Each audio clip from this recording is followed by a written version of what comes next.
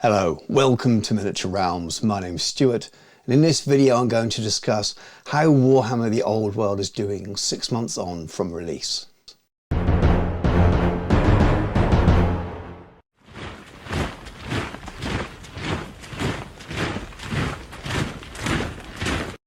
Miniature Realms is proudly sponsored by Baron of Dice, premium wargaming dice.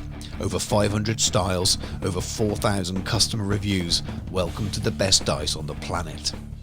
Now, it's very obvious that this is an opinion piece, but a lot of thought has gone into it. And I like to think a lot of observation of the community and the game since its launch. I've recently asked members of my Discord for their thoughts on it, and then also across all of the Miniature Realms social media as well. So I'm not just basing this on my own opinions, I'm forming my opinions and views from a wider community as well. So before we plough into 2024 and the launch and progress of Warhammer the Old World, I really wanted to provide a little bit of historical context for the game. Some people may not be aware, other people like to remember, maybe like to forget certain things. But in 2015, the end times completed, happened, and Warhammer Age of Sigmar emerged, and with that there was no more Warhammer Fantasy as it was always known, the square-based rank and flank game. Now, directly as that happens, there were a lot of very upset people, there were burning of armies, there was probably a slower launch to Age of Sigmar than there may have been, and ever since there's been a bit of a stale taste in the mouths of some fantasy players who dislike Age of Sigmar because they see it as the thing that took fantasy away, and that wasn't the case.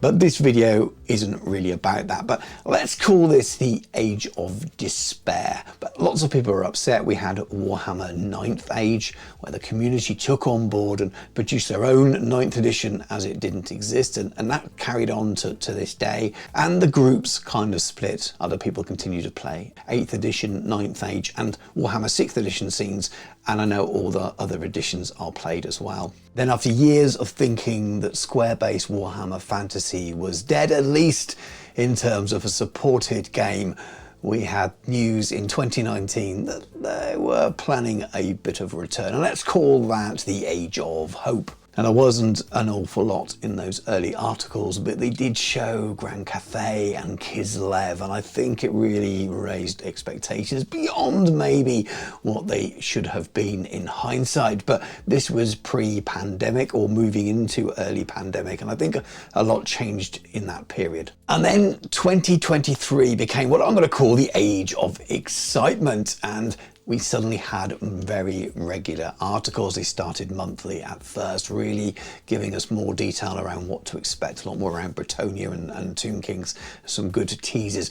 And then towards the end of the year, these articles became the almanacs, which everyone was super excited for the next one each week, and into December and into the early January before the actual release, we got so much news about the game, how it works, and it was a really peak kind of excitement for the people waiting for this game. And I think that excitement was really great. It might have been the most excited I've been about a new game release since maybe before the 8th edition rulebook was released many years ago.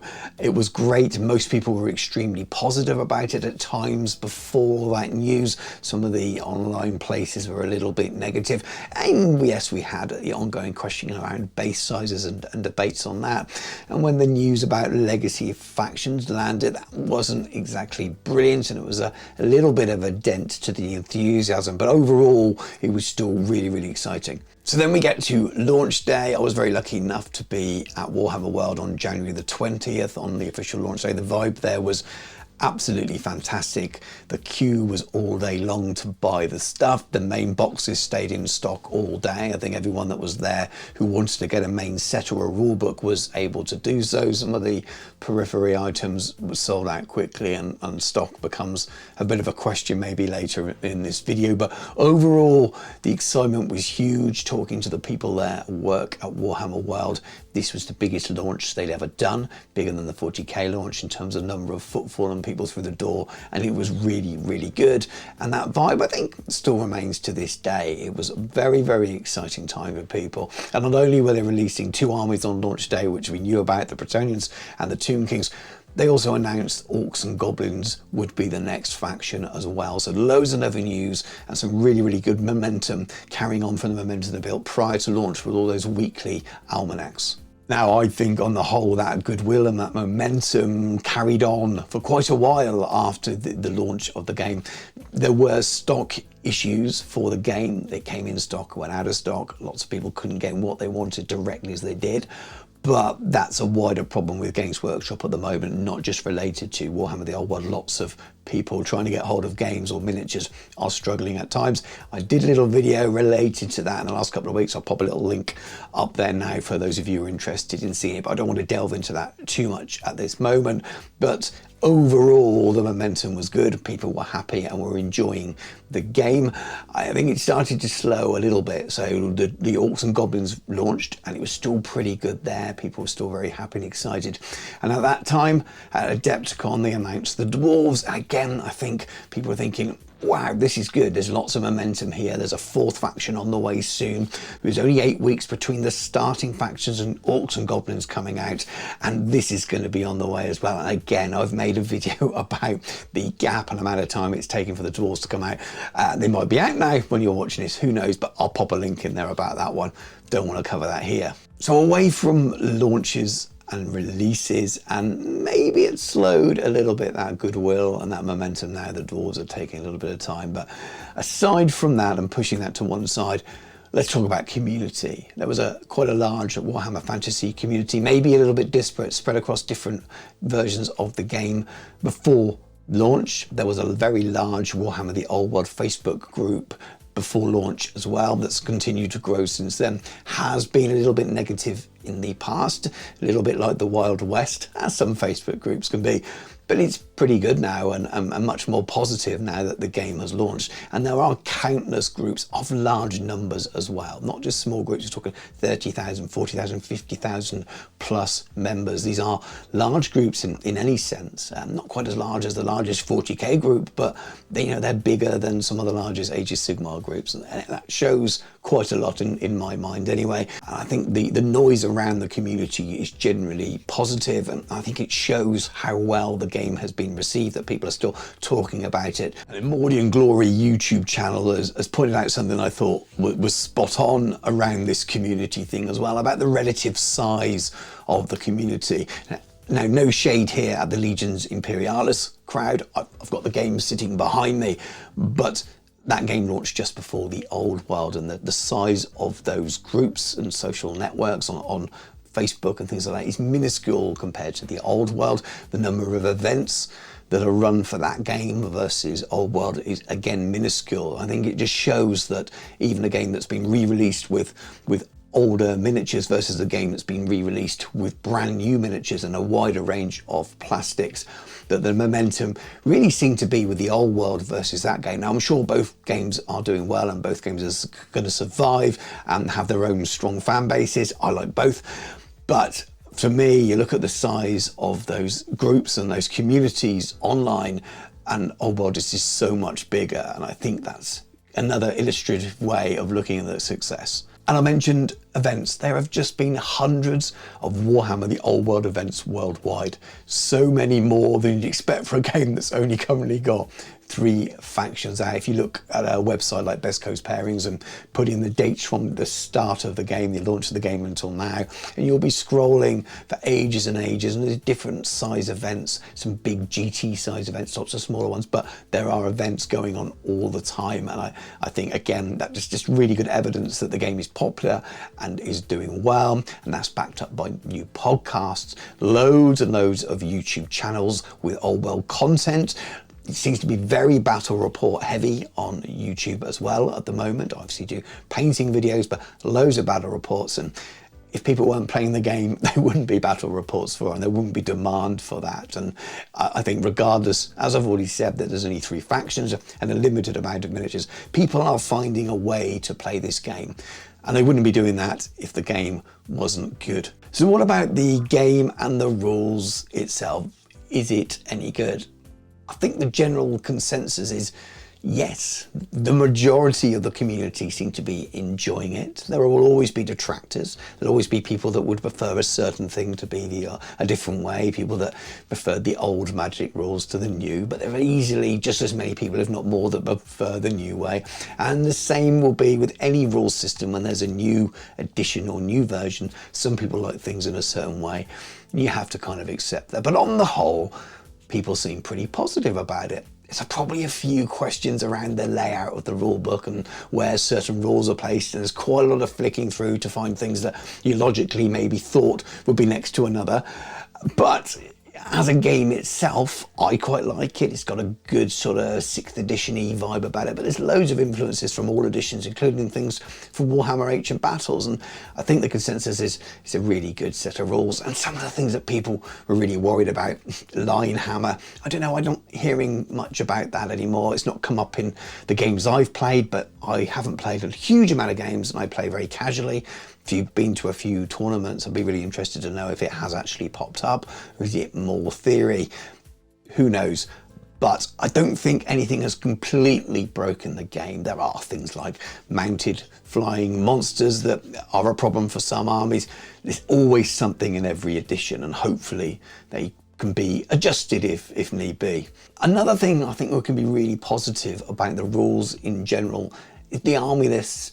The fact that they were all there at launch, the standard army lists were all there at launch, meant there's a certain amount of inbuilt balance. I know they're not all perfect. I know that some armies are performing better than others. That is always the case. But I do wonder whether the gap between the top and the bottom has been larger in some previous editions, and especially over editions where you have power creep of a new army book. And I'm not sure we're going to have that problem with the old world in the same way. Yes, we have the arcane journals on the way for each new army, but we're talking about a couple of different ways of playing the army, a couple of new characters, and yes, I suppose one of those armies of infamy could be really powerful, but it doesn't feel like it's going that way based the way the rest of the game has gone so far. We've also had FAQs already, including some adjustments made to the legacy armies, which we were told that nothing would ever happen to. So that's already good signs that show that they're looking at the game and they're trying to keep it in balance, and I expect we will see more later on this year. So already a good thing for those of you who are more competitively minded or just like to see the game well balanced in general. So how do we feel now? I think we can be honest and say that since the dwarf announcement, and there's been quite a wait since March the 21st, I believe, when they were announced, and we still haven't seen them at the time of recording, I think that momentum has slowed a little bit, and that's understandable when there hasn't been a new release. Releases always keep momentum going in games. Bearing in mind this is a specialist design studio product, when we're never going to see the kind of release pace that you get from Age of Sigmar or Warhammer 40k. That's just never going to be the case, and that will never meet everyone's expectations. As I mentioned at the beginning of the video, I didn't want to just talk myself about this. I wanted to get opinions of other people, and I did that. So let's have a look at a few of the comments and get a bit of a general idea of what some of you, as my viewers and subscribers and followers on my social media, think about the old world and how it's fared so far. Now, I got an awful lot of responses when I put the call out, way too many to read out all here word for word, or way too many to even put on the screen. You wouldn't be able to read them in time. And some of them, probably the language I couldn't share on the screen anyway. I have made sure that I've blocked out usernames and I've blocked out pictures and things to give people a little bit of privacy. I'm not sure whether they wanted their faces and names to appear on a YouTube video, but the overriding feeling from most people is very much what I've said already, and I've tried to reflect that in the video, that people are really happy to see Warhammer the Old World back. They missed fantasy, and they're just excited to see Warhammer Fantasy that feels very Warhammer Fantasy back again. Square-based rank and flank gaming, and generally people are happy with the rules as well. They feel that it reflects Warhammer, feels like Warhammer, and that the game designers have done a good job. Yes, there are people who would like to see certain things changed. A few people don't like the new magic system. A lot of people love the new magic system. Some people don't like the the way that the moving system works, that it's a little bit too slow and clunky and pivots and things like that. But the main overview of the rules is that the majority of people seem to be pretty happy with them. And a lot of people are happy about the old miniatures coming back as well, more than I originally thought, and Games Workshop seems to have tapped in really, really nicely to the nostalgia thing for this game. Now, don't get me wrong, there are plenty of people that have also commented that you should have new miniature ranges for this and not done the old way. So what about the other side of the coin? What would people like to change? What would people like to see improve? And again, the answers were fairly consistent across the board, or at least in the same general area. And most of them were down to releases. People would like to see faster releases, more factions brought out quicker, that overall struggling to get hold of miniatures that have been released, at the stock issue side of things, so very much related to miniatures. Or they'd like a little bit more communication around those releases when there have been gaps, like the semi-silence around the dwarves that we've all worked out that seem to have been delayed and are likely to turn up the other side of the Age of Sigmar release. But that doesn't really help those of us who want to know about it now. And quite a few people making comments about, well, if the dwarves have been released and it's been this long a gap, well, what's the point? How long is it going to be for my faction? It's not even been mentioned yet. But quite a significant number of people are saying want the legacy factions to be fully legal, at least in tournament play, even if they're not being brought back as mainline for miniatures and things like that. Factions faster, but at least a little bit more communication around it so they know what to plan, maybe some kind of roadmap.